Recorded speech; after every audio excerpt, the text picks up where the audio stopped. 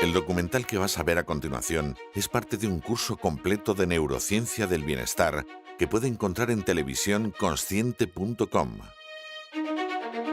El curso está compuesto por 14 capítulos donde la doctora Nazaret Castellanos nos hará propuestas científicas para conseguir un bienestar duradero y sólido. Consigue mejorar tu bienestar a través de neurociencia entrando en televisiónconsciente.com.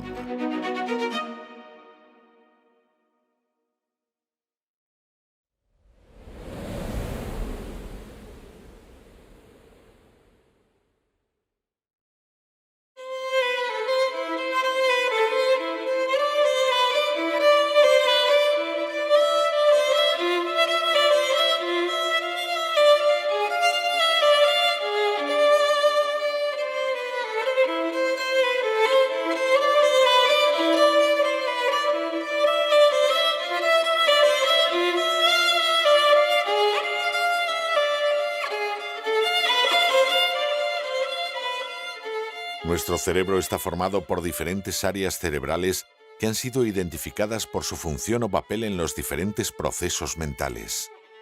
Hay zonas situadas en regiones muy profundas del cerebro, como el tronco del encéfalo, que gestionan el control visceral.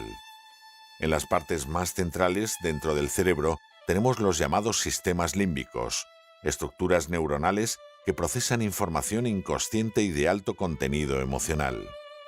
Ahí residen las zonas más importantes para la memoria, la percepción sensorial o las emociones, y cubriendo al cerebro su corteza. Extremadamente fina en comparación con el volumen cerebral, se piensa que es la zona del cerebro que procesa la información consciente.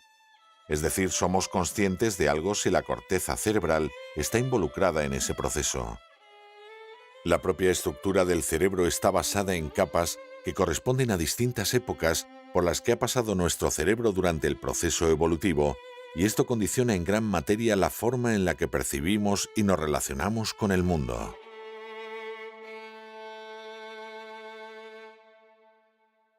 ¿Hay algo de objetividad en nuestros juicios?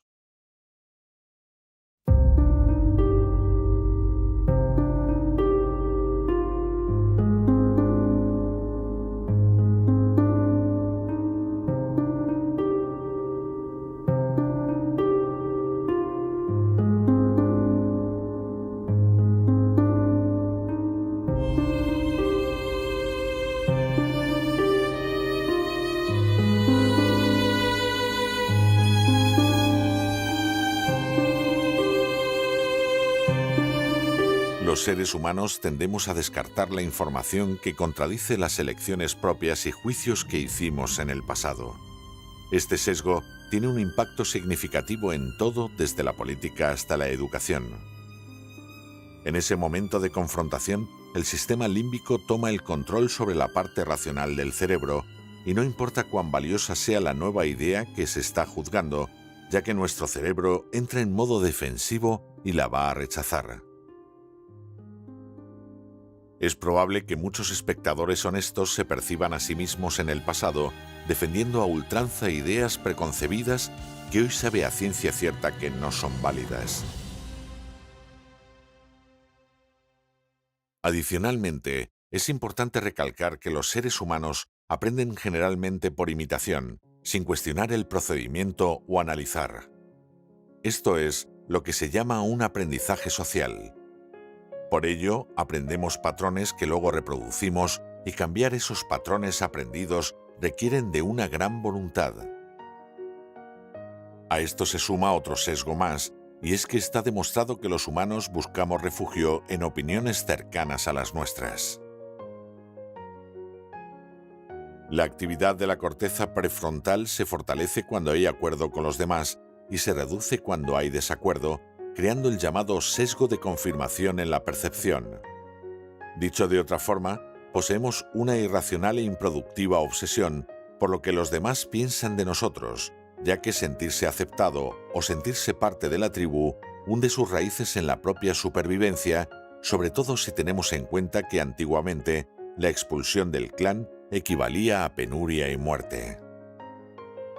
Este tipo de estudios nos permiten comprender más en profundidad parte de nuestros comportamientos personales, que por ende tienen una gran importancia en la configuración de nuestra sociedad actual y determinan cuán influenciable es a través de la repetición de mensajes a través de los medios de comunicación.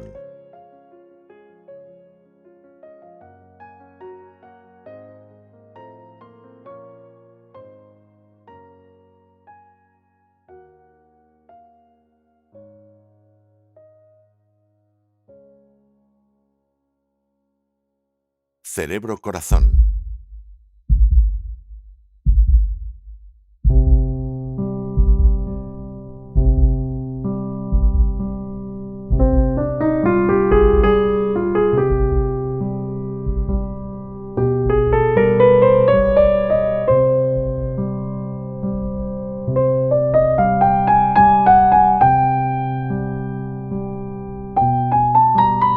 Vemos o no vemos las cosas según el cerebro y el corazón se comuniquen.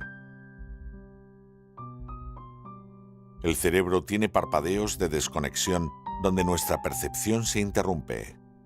Esta interrupción está correlacionada con la desconexión entre los campos electromagnéticos del cerebro y el corazón.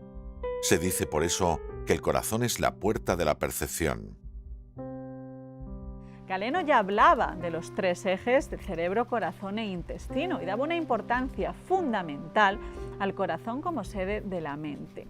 ¿Qué pasa cuando el corazón y el cerebro se sincronizan mucho? Pues lo que podríamos decir, así dicho en un lenguaje más popular, es que el corazón despliega ante el cerebro la mente que llevamos dentro. Entonces la gran pregunta es, ¿cómo cambiamos nuestro corazón? ¿Cómo hacemos que nuestra dinámica cardíaca sea diferente para que lo que le comunique a nuestro cerebro también sea diferente? Nuestro corazón sabemos que late, nuestro cerebro también late y nuestros ojos también laten y los tres laten al ritmo del corazón. Esto es un estudio que ha salido hace muy poquito.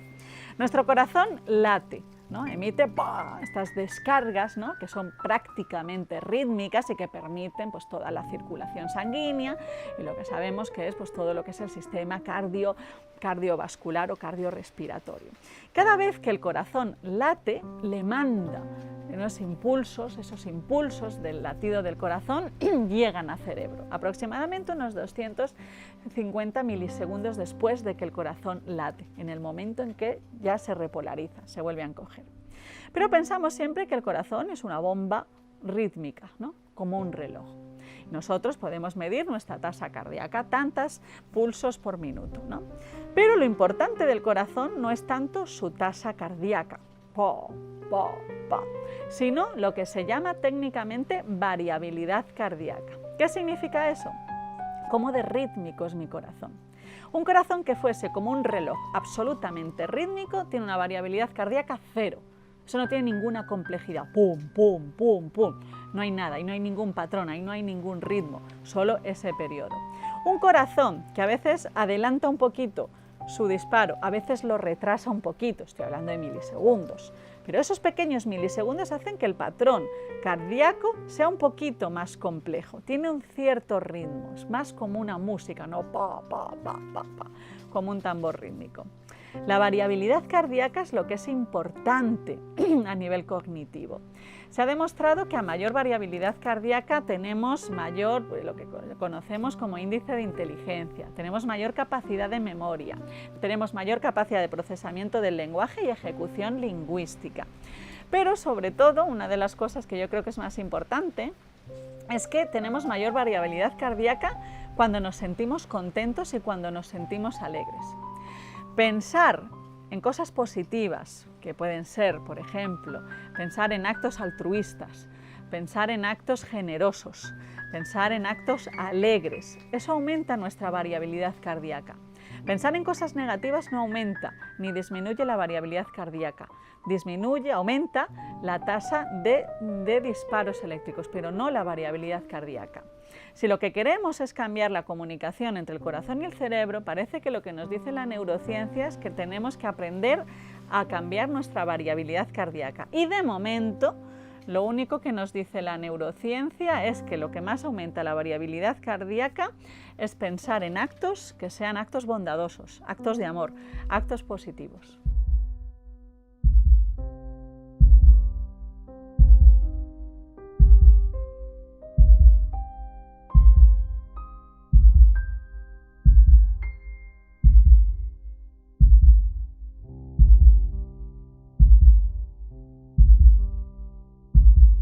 Cuanto más se comunican nuestro corazón y cerebro, más pensamos en nosotros mismos. Por ello, para la neurociencia, nuestra percepción no es más que una interpretación de nosotros mismos a través del corazón, pero también del cuerpo, intestino y postura, entre otros factores. Se ha demostrado en un estudio reciente realizado a una comunidad de monjes meditadores en Compasión del Tíbet que sus cerebros y corazones se comunicaban menos, por eso su experiencia de percepción era menos personalista que la de otros grupos poblacionales. Ellos lo llaman trabajar el desapego y tienden a observar cualquier condicionamiento que pueda provenir del arraigo a su cuerpo, emociones, postura o a su propia identificación personal. Al observar con máxima atención, esa desidentificación sucede.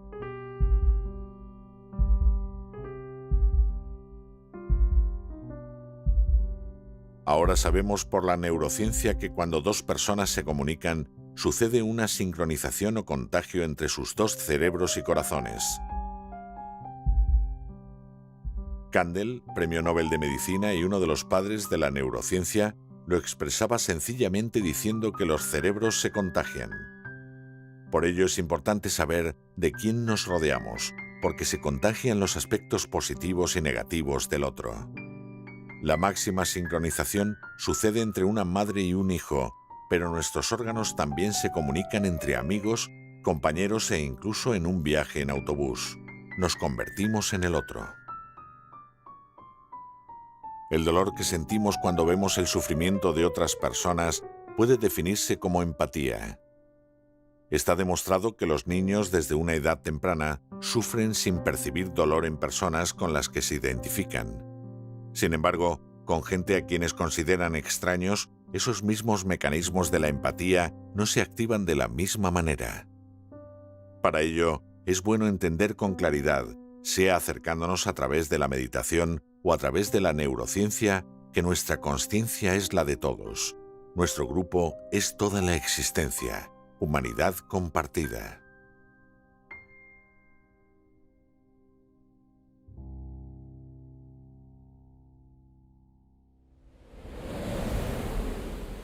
Somos lo que comemos.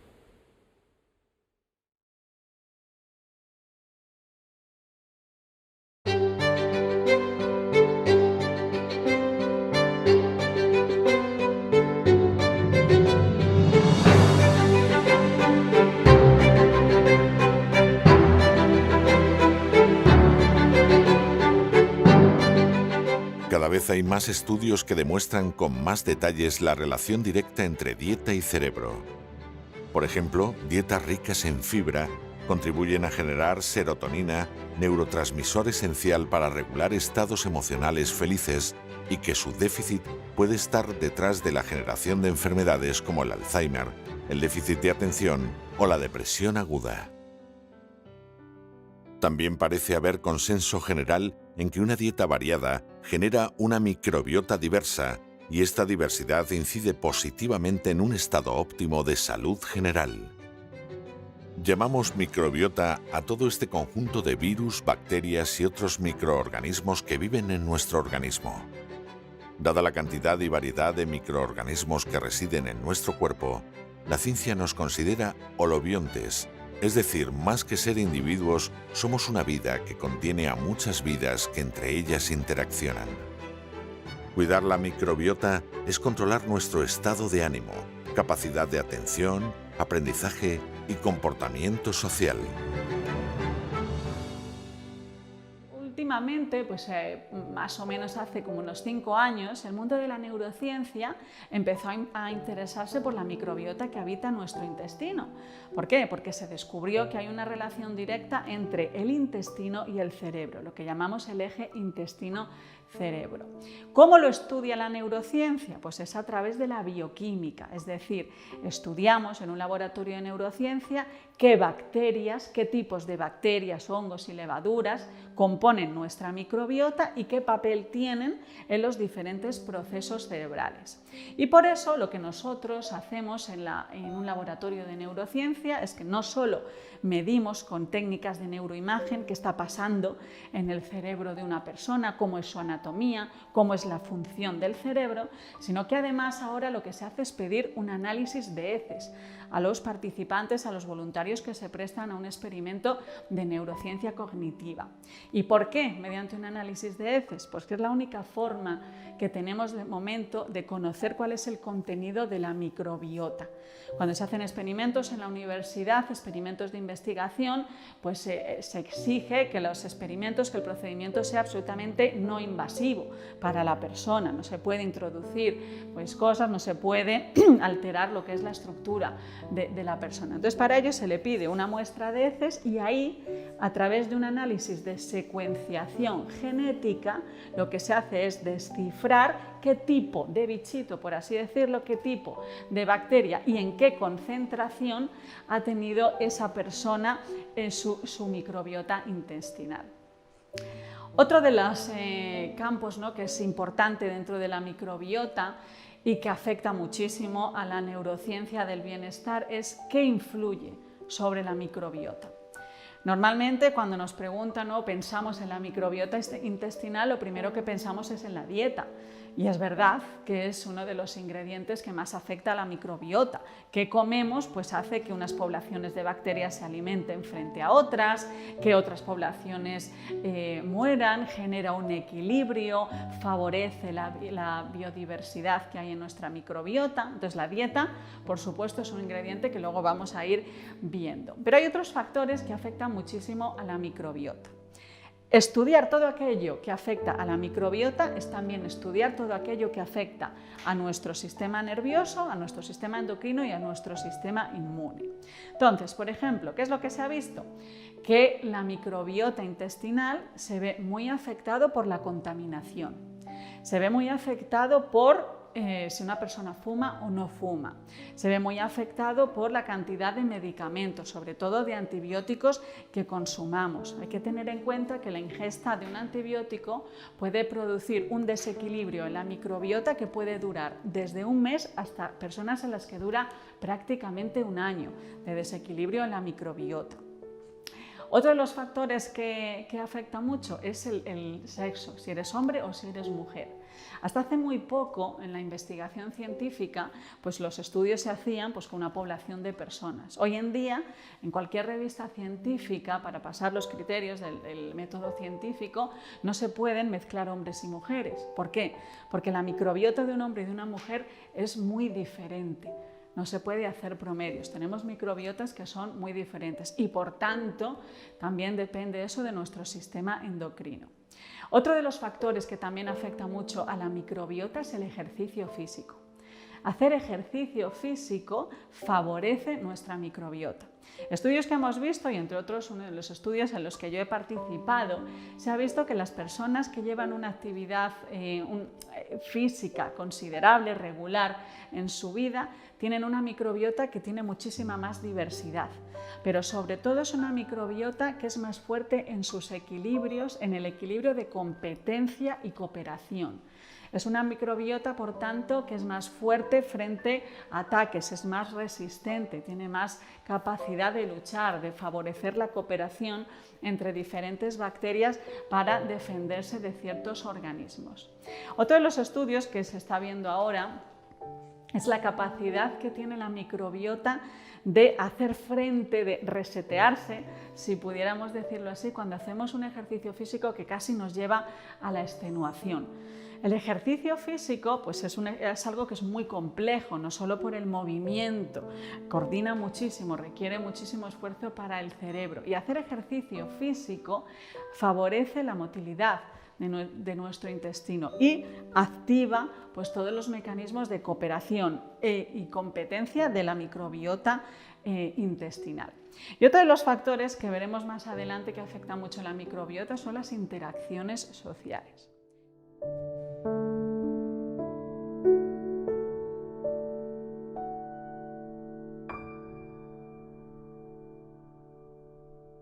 Como hemos visto, los grandes avances de la neurociencia de los últimos años acercan las posturas de la ciencia actual y otras corrientes de pensamiento más antiguas. Con la meditación, conseguimos bajar el número de procesos activos en el cerebro y desde esa base de menor actividad, el cerebro puede afrontar con más éxito el proceso cognitivo racional. Porque cuando meditamos, nuestra red neuronal por defecto se silencia, los pensamientos incontrolados, que son fuente de malestar e infelicidad, tienden a disminuir. Meditemos, pues.